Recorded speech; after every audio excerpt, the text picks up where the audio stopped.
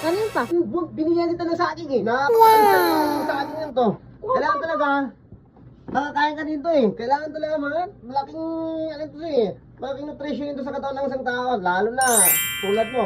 Ito anak, subukan kita anak eh. Kailangan mo talaga itong kainin. Kailangan talaga, isubo ko ito sa'yo para makain ng ano. Ano, kain ka. Pag hindi mo kainin ito, papalang kita. Ayoko, hindi ako hindi kumain ng saging. Bakit ayaw mo eh? Napakasarap na ito eh. Ang pangit ng lasa eh. Ano ba? Anak, ito siya.